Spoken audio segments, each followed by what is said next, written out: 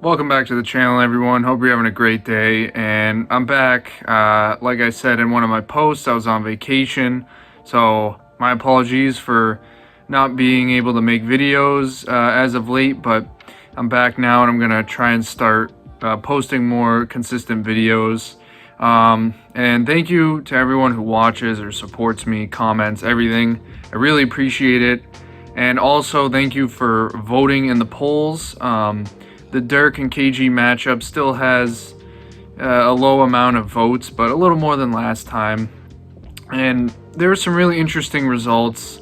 Chuck just destroyed Karl Malone in that matchup, which I agree with, but I was surprised. And Dirk is still winning in his matchup with KG, which I would go the other way on, but that's a topic for another video.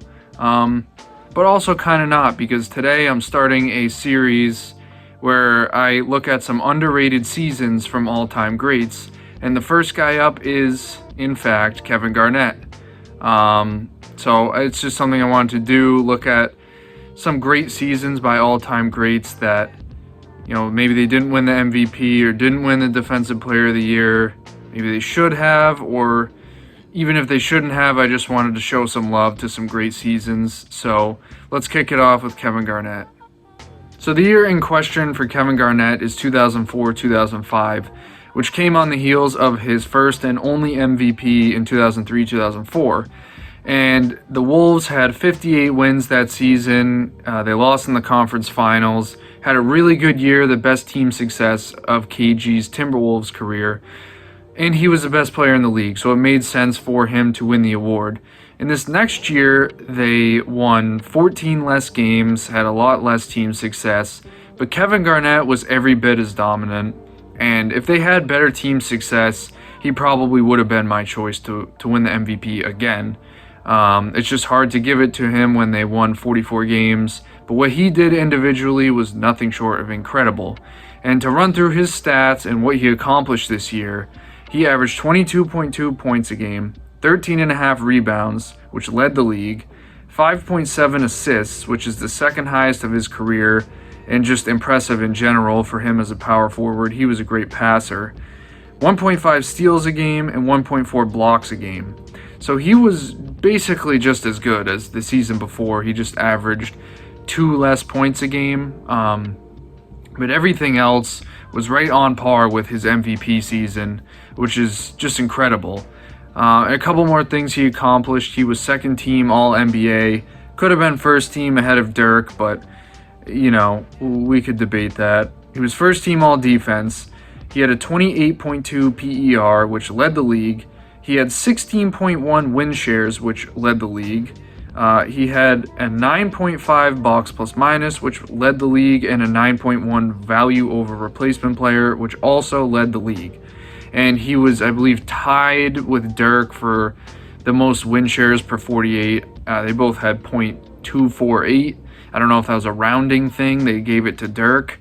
But nonetheless, KG led in 4 advanced stat categories, maybe 5.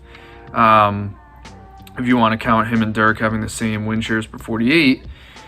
And he was really just the best player still. You know, Steve Nash won the award that year. And it had a lot to do with his team success, of course. But the interesting thing was Allen Iverson finished ahead of KG in MVP voting with 43 wins. LeBron had 42 wins and finished ahead of him. But the crazy thing is, Kevin Garnett still led the league in win shares on a 44-win team. I mean, that's incredible. This was not a good year for the Timberwolves. But Kevin Garnett was still a monster. And in the raw stats and in the advanced stats, he was definitely one of the best players in the league.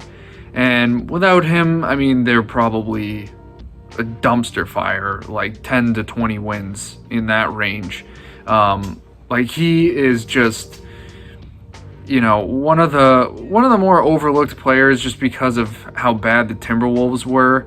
But he had solid scoring, but his passing was one thing that a lot of people forget that he was so good at. And this year he averaged 5.7 assists, which is pretty incredible to me, especially as a power forward. You know, he had a great handle on the ball, great passer, great instincts on both ends of the court. And of course, he was one of the best defenders of all time. I believe he finished 9th in Defensive Player of the Year voting this year.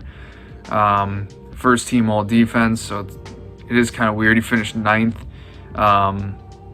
But yeah, he really dominated this season. And if the Wolves won more than 50 games, I would probably put him as the MVP of this season. Because again, I did a video on this where I mentioned him in it, I believe, and guys like Tim Duncan, who I thought probably should have been the MVP over Steve Nash and Shaq.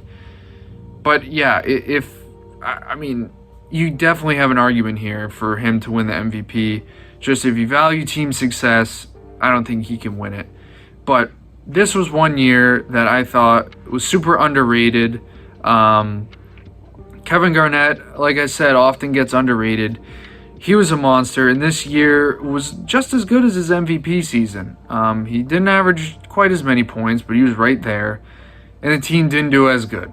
But Kevin Garnett was just as good as he was the year prior. It's just a shame that the Timberwolves were bad this year and that they were so bad for a lot of his early days. But, you know, this is just one of the years that I think is underrated by an all-time great. So, like I said, I'm going to start this series. I'm going to look at some all-time greats and pick out years that I think are very underrated. I'm going to try not to pick years they won MVP or anything like that. But yeah, I think this is something fun to do because I doubt a lot of people know or remember how good Kevin Garnett was this year. They just remember his MVP season, which is fine because he was fantastic, but this year was just as good. So he's first up in this series. If you want to see a specific player, let me know in the comments. Leave a like. But anyway, thank you guys for watching, and I'll see you next time.